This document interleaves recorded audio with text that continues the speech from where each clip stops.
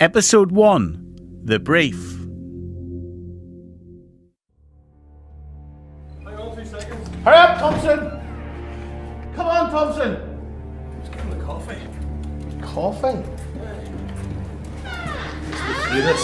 So David Thompson, who is the assistant editor of the Nolan show, he comes to you with stories and he gets obsessed with all of his investigations. So I thought, here we go, what's next?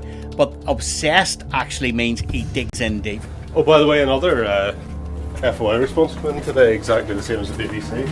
Oh, did it? Reasons for disclosure. So they're all blocking us? Disclosure. Yeah, it was exactly the same. He came to me about a year ago saying, Stephen, there's a story in Stonewall. There's a story in the BBC in Stonewall, and there's a story in lots of public organisations. So that was about a year ago, and here we are today. We'll squeeze it out of them. Right, let's get this done. 80 55 55. Standard rate supply. Tweet at Stephen Nolan. Here we go. I'll do with something a bit lighter this morning, Mary. Cheer us all up. So who do we have at the top here? Oh, fantastic. I'll put you through. We'll come to you in a couple of minutes, okay? The biggest show in the country starts now. The Stephen Nolan Show! Well, a big message from the Chief Scientific Advisor to Northern Ireland. Well, first and foremost, the Nolan Show does the news without formality. That's what we do. We've been the biggest show in the country in Northern Ireland for 16 years because we don't read out press statements without scrutinising them.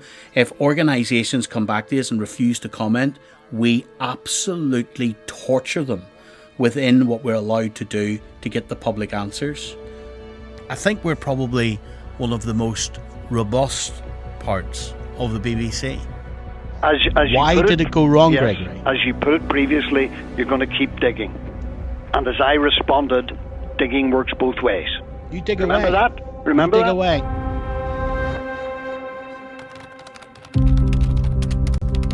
Well, this story came to me in 2018 when I was looking at how the BBC had described just a comment on the BBC staff page, in which I wondered how the BBC stood over it, because it seemed to me it didn't really stack up. And I asked them, and they said, well, it came from Stonewall, and Stonewall said it's correct, so they're the experts. And I kind of thought, well, that's odd for the BBC to be taking an outside lobby group's position as a matter of fact on anything. So that's kind of how it started, and I've been asking questions about it for a couple of years and kind of working on it more intensely in the past sort of 6 months or so.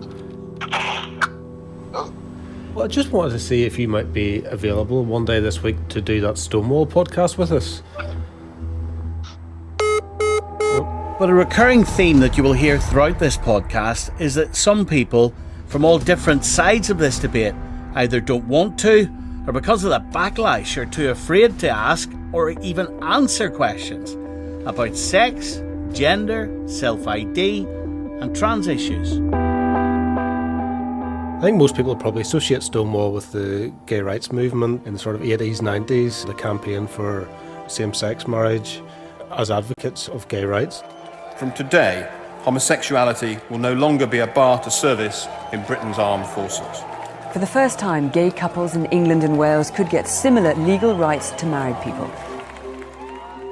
Where Stonewall's views are quite controversial at the moment is around gender. Historically, sex and gender were essentially the same thing. It meant, are you male or female? What Stonewall would argue for is that there are a multiplicity of genders, and it's about how you feel as a person. So you could be in a male body, but you could be a woman, and it's about how you self-identify. And then there are other genders, people who identify as non-binary, neither male nor female. There's gender queer, gender fluid, lots of different ways that people can identify. What Stonewall essentially are arguing for is a change to legislation to protect having a different gender identity, to give a legislative basis for that, which there isn't currently. Some feminist groups feel that by doing this, it does start to impinge on sex-based rights, and that's where the conflict comes. So for example, if you're looking at women's changing rooms, a lot of feminists argue that they should be based solely on sex. But if you change the law to allow people to self-identify their gender, there's a concern that that undermines safe spaces for women and girls in sports, another area where it's become really contentious. Obviously there are physical differences between males and females, and should trans women be allowed to compete in women's sport? Lorraine Kelly on ITV's Lorraine. Eddie Izzard is keeping really busy this January. She's running 31 marathons and performing 31 stand-up gigs in 31 countries in 31 days. You were in the news, obviously wanting to be known as she now, and can I apologise to you if I get that wrong? Because we're still kind of just going along with it. I was asked, I was on National Portrait Gallery Portrait Artist of the Year, and they said, what would you like to be known as? And I thought, well, I'd quite like to be she, because I'm in girl mode, she, her, but basically there's a request, but it's never demand, it's never an insistence. This is all new territory. The gender debate is a debate that's been happening for just a few years, and some of the changes that Stonewall want to bring in are pretty radical in terms of how we perceive gender and how fluid your gender can be and how easily that can change. But just to be clear, we are not, nor are we allowed to, within the BBC, attack Stonewall. In fact, if anything, what this journalism might do is show how effective Stonewall are at what they're supposed to be, which is a lobbying group. They lobby incredibly well. What this journalism is about is all of the public institutions that should have their own thought of mind, should be standing back and should be saying to themselves, is this in line with our ethos, our policies? And we have big questions around some of that. It's institutions like the Scottish Government, the Welsh Government, Whitehall, police, NHS, all of these organisations have brought Stonewall in, presumably aware that Stonewall hold some controversial views. So why did they bring them in and allow them to influence their own policies? And can they then say that they are truly independent? When my guest today, Ruth Hunt, became chief executive, she extended its work to include the trans community. But many Stonewall members have been upset at the line the leadership has taken on gender recognition, that anyone can declare themselves to be male or female, and at their refusal to share a platform with anyone who disagrees. Trans lives are not debate! Trans lives are not debate! When you consider how controversial some of these issues are, Stonewall's position of often not debating them has just meant that the potential policies that Stonewall are advocating for can't be scrutinised and can't be debated. This is a hinge moment in history. If a man has his gender reassigned and he feels inwardly is a woman, in your view, can he be a woman or not? No. Do you understand how people feel that's insulting? The debate around trans rights and trans issues is incredibly controversial to the extent where people who have legitimate views on both sides of that debate get trolled, get attacked. There are attempts to silence them. It's a really difficult space then for families and young people to be part of. A lot of the time people don't feel confident enough to speak up because they feel like if they say anything remotely negative, they're going to be branded as a transphobic bigot. And anything remotely positive, they're going to be branded as a lefty, liberal, snowflake, social justice warrior. But I think, my job is to resist that pressure from any side and just to get the truth out there as to what's going on. Where the conflict comes is how you legislate for this and how, as a society, we lay down the law in a way that allows people to be themselves but doesn't infringe on other people's rights. The DUP MLA, Jim Wells, a former health minister, raised this issue in the Finance Committee at Stormont. I don't think it's appropriate that any government agency has a relationship with a very militant, one-sided campaigning group. So far we've gone to the Scottish Government, the Welsh Government, the Northern Irish Government, to the Whitehall departments of the UK Government. We've gone to NHS trusts, the police, universities, and the BBC. So these are all big public sector organisations who already have a relationship with Stonewall. So in this we want to see how governments across the UK and public bodies across the UK have interacted with Stonewall, because we know there's a relationship there, we know money's paid, but we want to see exactly what these governments and institutions have got for their money. What were Stonewall asking for, and what policies changed because of this relationship, if any. So that's what we're trying to find out, is how much influence have Stonewall had over public policy. One of Stonewall's founding members is Sir Ian McKellen. When people say we should have been a democratic organisation, our demands should have been passed by unanimous vote, it was tapping into supporters in very important places like Parliament. The MP whose daughter was gay, who understood the problems. When Stonewall arrived as an organisation, with that backing, he could then confidently go to a young rising politician like Tony Blair and get him on board. I think there's just a principle here about how government works. We do this day in, day out in the radio about how government works and making sure that government is transparent and open. And as a journalist, everything's about public debate.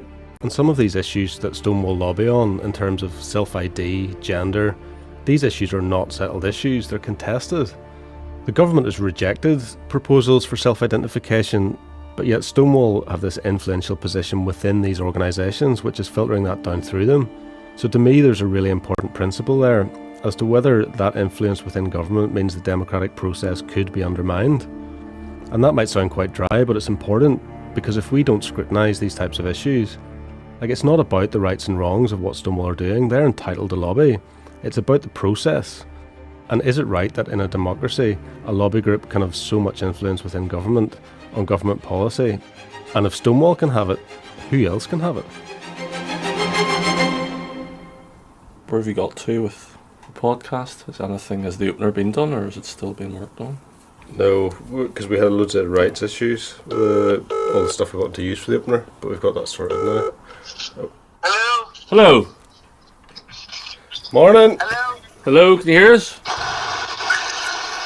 I've been wondering why my car phone won't link up. That's because that stupid remember he was going about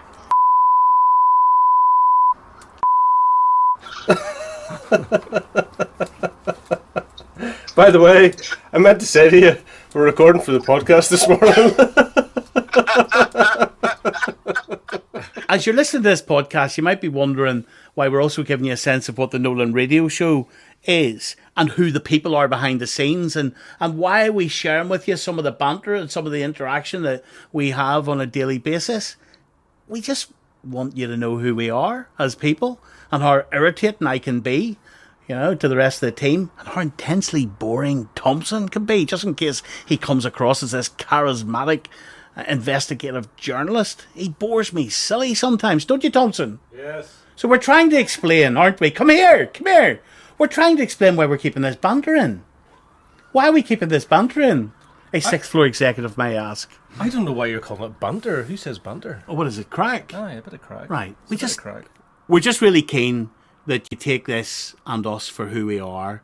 We're a team of journalists trying to bring you what we think is a really important story, and hopefully if you get a little flavour of who we are, it just might encourage more of you to connect with us, to email us, nolan@bbc.co.uk, and let us know what you think of this podcast, good or bad. I can sum up why this story is important to the audience in a nutshell. If you have any organisation that becomes so powerful that it has penetrated the thinking of many of our public institutions, then there needs to be a lot of transparency around that. The public need to be able to look at that power and scrutinise it and ask these big public, that's a key word, public organisations, how much are you influenced by this group?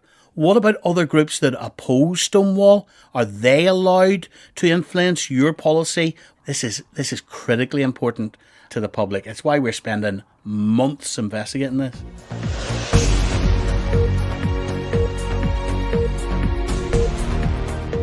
And yes, we are asking questions too of the BBC. We will be looking at many organisations, but the first couple of episodes of this podcast is looking at the BBC. Tim Davie is Director General of the BBC. My role as the Director General is to absolutely make sure that the BBC's impartiality is first and foremost protected.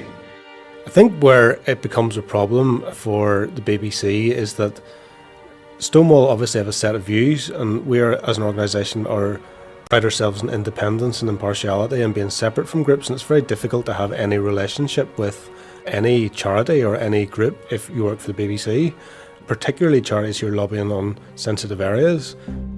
What are the different gender identities? Do you know there are so many gender identities? So we know we've got male and female, but there are over 100, if not more, gender identities now. So there's a lot of criticism about how the BBC provide educational material for young children, about there being 100 or more genders, which most people probably won't have heard of. So lots of people were very angry about that, and it's that type of thing that we want to find out. Is that the BBC's position, or is that Stonewall's position? And did Stonewall influence the BBC and say, look, this is where you've got to go to. You have to teach kids about this. We know that Stonewall want to influence the education system on matters around sex and gender. Like, why wouldn't they? But if you're a member of the public who doesn't agree with Stonewall, and you see Stonewall and the BBC have a relationship, and that Stonewall provide advice to the BBC, you'd be questioning, is the BBC really impartial on these issues?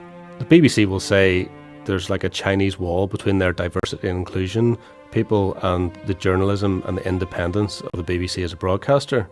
But if there's a perception out there that the BBC has taken a position on all of these issues around gender, and people will argue that by saying there's 100 genders they have taken a position, is that because Stonewall have asked them to?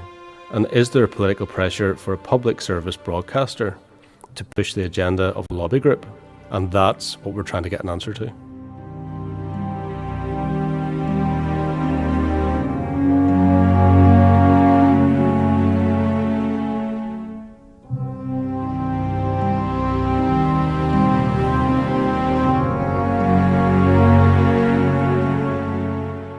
In the next episode coming up, hear how the BBC suggested straight people might be listened to more than gay people, and the Workplace Equality Index, a league table which big organisations were very keen to climb up. Were they too keen?